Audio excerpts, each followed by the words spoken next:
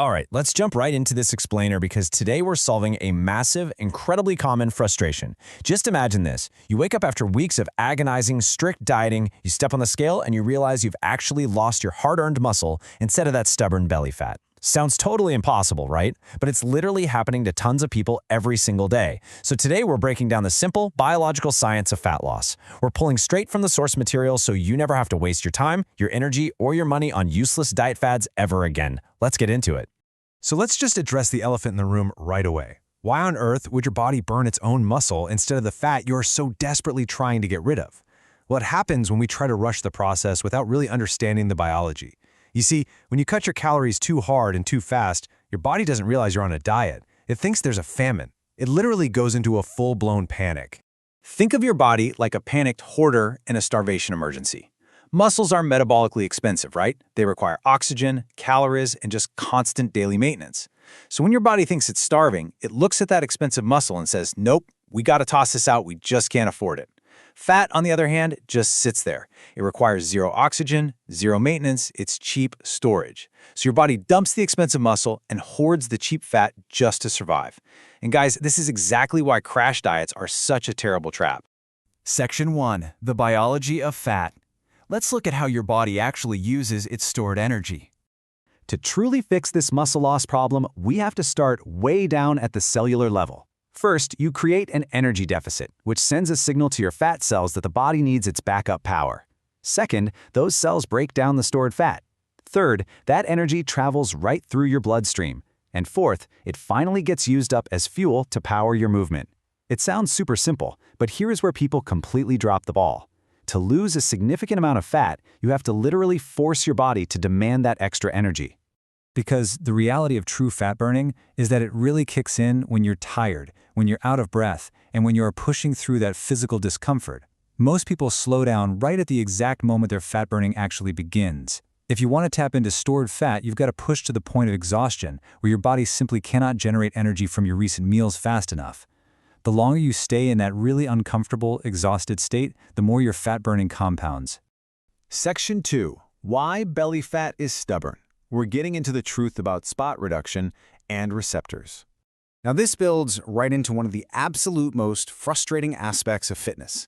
Why certain areas, especially the belly, are just so incredibly stubborn. Your body actually decides where to store and burn fat based on your genetics, your blood flow, and hormone receptors. Areas like your belly naturally have much lower blood flow, meaning fat-burning signals struggle to even reach the area in the first place. But it gets worse. The belly is packed with alpha-2 receptors. Think of these guys as stubborn vault keepers. When fat-burning hormones arrive, the beta-2 receptors, which are your fast responders, they happily open the vault. But the alpha-2 receptors? They flat-out refuse. They lock the doors and say, hold on, we might need this later.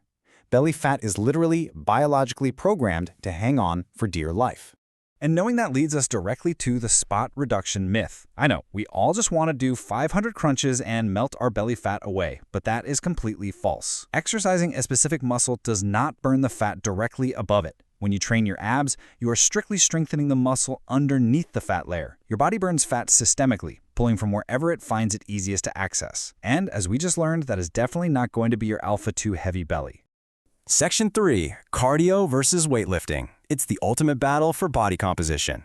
Since we know we have to burn fat systemically, we enter the ultimate battle. Which workout style actually works best? Well, they both work, but they do it in completely different ways.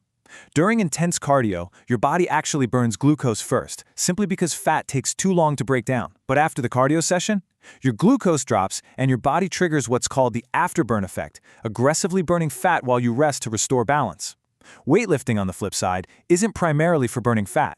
Think of it as your insurance policy. By lifting heavy, you send a massive signal to your body saying, hey, I am using these muscles, they are highly valuable, do not break them down.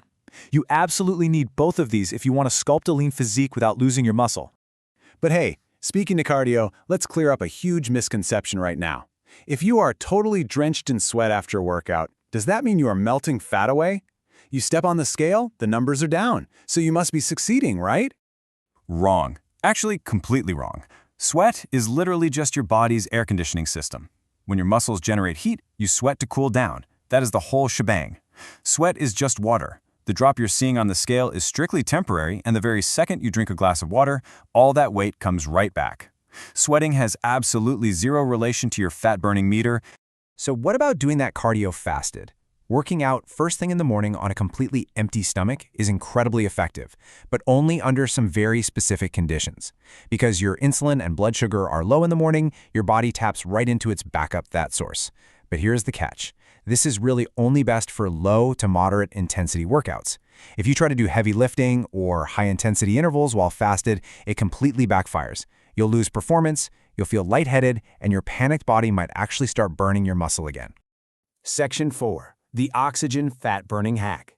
This is the surprising secret to literally exhaling your fat. Let's move into some truly fascinating territory here. Did you know you can boost your fat-burning ability by up to an astonishing 20% just by changing how you breathe? Here is the crazy part that most people have no idea about. Fat burning is a literal process of oxidation. When fat gets broken down and burned, it doesn't just magically vanish. It actually leaves your body mostly as carbon dioxide through your lungs and a little bit as water. Yeah, you literally exhale your fat. To maximize that 20% boost, you've got to follow 3 strict breathing rules during your cardio. Rule 1, breathe through your nose, not your mouth. Rule 2, breathe deep down into your belly, not shallow up in your chest. And most importantly, Rule 3, make your exhale slow, deep, and forceful. You have to forcefully push out that carbon dioxide to literally clear the room for fresh oxygen to come in and oxidize more fat. Finally, your fat loss blueprint. We've got 2 actionable plans for real results. Now that we totally understand the biology, those stubborn receptors, and the breathing hacks, it is time to build your roadmap. First up is the FAST plan.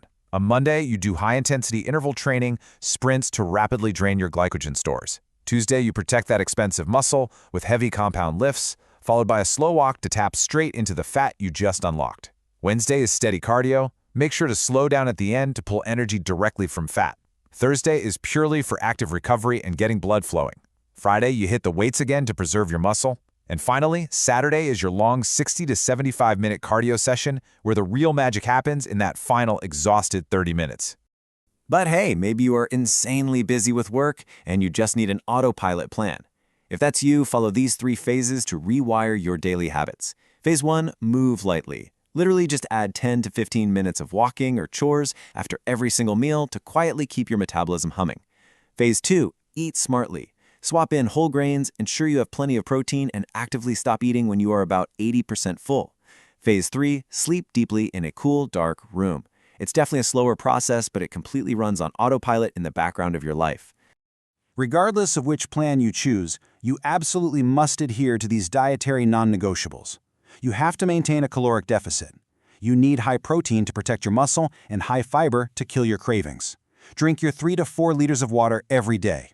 But please pay close attention to this one: 0 sugar. The source material highlights a brutal, brutal truth. Just 5 minutes of a sugary indulgence can completely wipe out 2 whole days of clean fat-burning effort. 2 whole days. Do not self-sabotage. So, I'm going to leave you with this final question. Are you ready to stop fighting your biology and start actually working with it? By protecting your muscle with heavy lifts, using cardio to trigger that afterburn effect, breathing with purpose to literally exhale your fat, and refusing to starve yourself, you finally have the real blueprint to trick those stubborn belly receptors. The science is incredibly simple. The blueprint is right here. Now it's just up to you to walk the path. Thanks so much for joining me on this explainer, and I'll see you in the next one.